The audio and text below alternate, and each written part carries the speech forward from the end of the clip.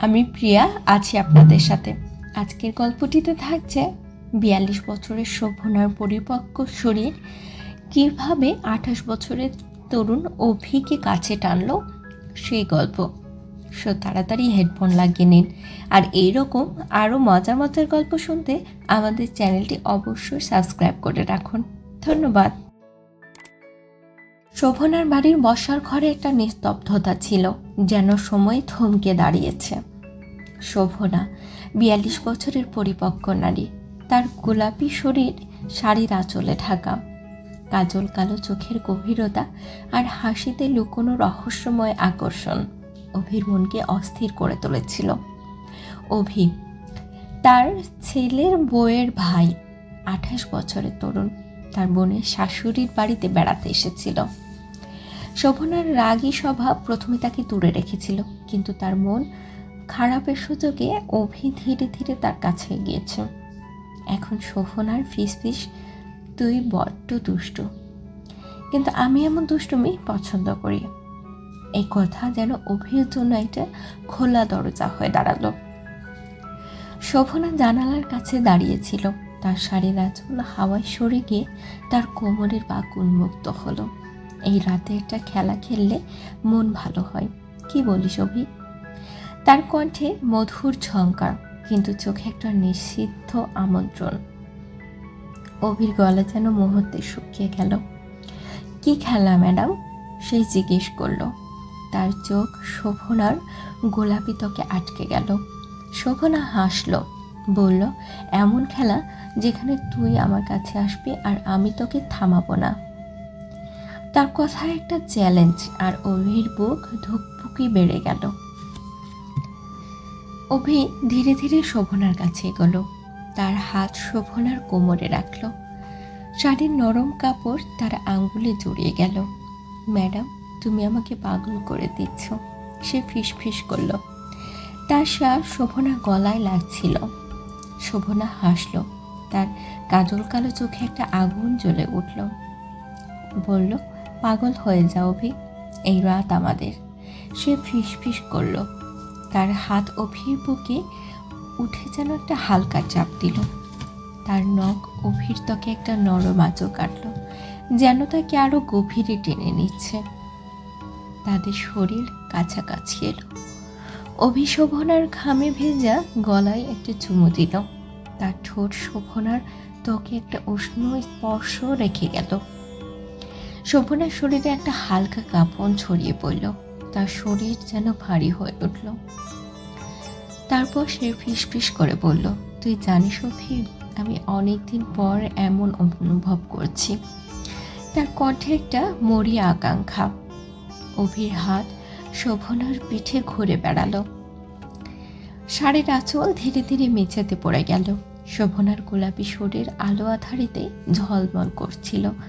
তার কার্ভি ফিগার যেন একটা জীবন্ত শিল্পকর্ম। অভি ফিসফিস করল, তুই আমার জন্য বিপদ। তার হাত শোভনার কোমর থেকে পিঠে উঠে গেল। তার আঙ্গুল শোভনার ত্বকে একটা নরম পদার ছিল। শোভনা হাসল, বলল, বিপদই তো মজা। তাতে ঠোঁট মিলিত হলো। শোভনার ঠোঁটের উষ্ণতা অভিকে একটা গভীর সমুদ্রে ডুবিয়ে দিল। তাদের চুম্বন তীব্র হলো। শোভনার হাত অভির চুলে জড়িয়ে গেল, আর নখ তার পিঠে হালকা আঁচড় কাটল। তাদের শ্বাস একে অপরের সঙ্গে মিশে গেল, যেন দুটি নক্ষত্র এক মুহূর্তে মিলে যাচ্ছে। তারা বসার ঘর থেকে শোভনা শোবার ঘরে গেল, যেখানে ম্লান আলো তাদের আড়াল করছিল। শোভনা অভিকে বিছানার দিকে ঠেলে দিল। তার শরীর অভির বিরুদ্ধে চেপে গেল। এই খেলায় কোনো নিয়ম নেই, সে ফিসফিস করে বলল। তার চোখে একটা নিষিদ্ধ আগুন।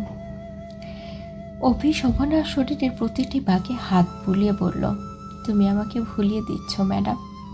শোভনার শরীরের কম্পন অভির সঙ্গে মিশে গেল। তার গোলাপি ত্বক অভির সংস্পর্শে উষ্ণ হয়ে উঠল। অভি শোভনার শাড়ি পুরোপুরি সরিয়ে দিল। তার গোলাপি শরীর নান আলো একটা মায়াবী ছবি তৈরি করছিল। অভি তখন ফিসফিস করে বলল, তুমি এত সুন্দর কেন ম্যাডাম? তার হাত শোভনার পিঠ থেকে কোমরে নেমে এলো। তার আঙ্গুল শোভনার ত্বকে একটা নরম স্পর্শ রেখে যাচ্ছিল। শোভনা হাসল, বলল, তুই আমাকে পাগল করে দিচ্ছিস। তারা একে অপরকে জড়িয়ে ধরল। তাদের শরীরের উষ্ণতা একটা জ্বলন্ত আগুনে রূপান্তরিত হলো। শোভনা অভির উপরে উঠল। তার খোলা চুল অভির বুকে ছড়িয়ে পড়ল। তার শরীরের ছন্দ অভিকে আরো গভীরে টেনে নিল। শোভনা ফিস ফিস করে বলল, এই খেলা শুধু আমাদের। তার কাজল কালো চোখ বন্ধ। অভি তার কোমর ধরে তাকে আরো কাছে টানল। তাদের শ্বাস একাকার হয়ে গেল। শোভনার নখ অভির পিঠে গভীর আঁচড় কাটল। তার শরীরের কম্পন অভির হৃদয়ে ঢেউ তুলছিল। অভি ফিস ফিস করল, বলল, তুই আমার জন্য সব। তার হাত শোভনার শরীরের প্রতিটি বাঁকে ঘুরে বেড়ালো। তাদের মিলন আরো গভীর হলো।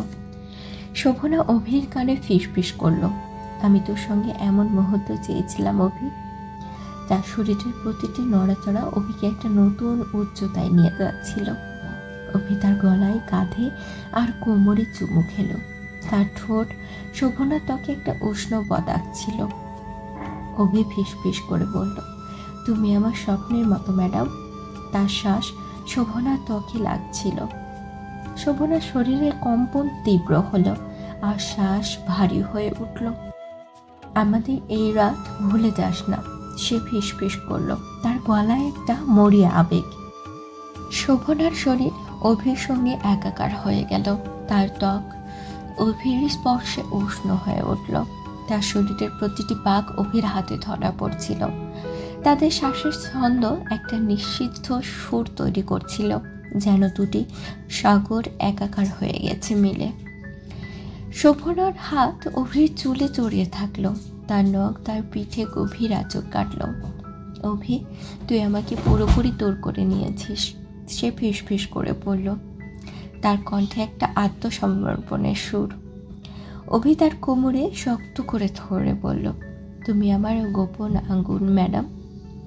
ঘরের ম্লান আলো তাদের ছায়াকে দেওয়ালে নাচিয়ে তুলছিল, যেন তাদের নিষিদ্ধ মুহূর্তগুলো একমাত্র সাক্ষী। শোভনার শরীরের উষ্ণতা আর তার শরীরের তীব্রতা আর অভির আকাঙ্ক্ষা একটা জ্বলন্ত আগুনে মিশে গেল। তাদের মিলন একটা কাব্যিক উচ্চতায় পৌঁছালো, যেখানে সময়, সম্পর্ক আর সীমানা সব কিছুই মুছে গেল। হঠাৎ দূরে গাড়ির শব্দ। শোভনার স্বামী বোধহয় ফিরে এসেছে।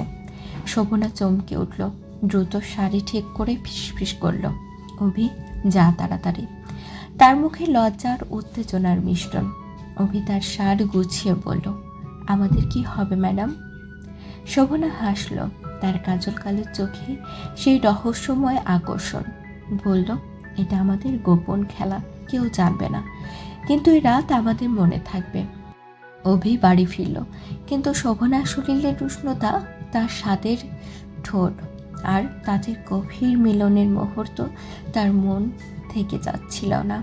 শোভনা তার বড় বোনের শাশুড়ি, পারিবারিক সম্পর্কের সীমানা তাকে দ্বিধায় ফেলছিল, কিন্তু শোভনার সাথে এই খেলা তাকে আরও শান্তিতে থাকতে দেবে না।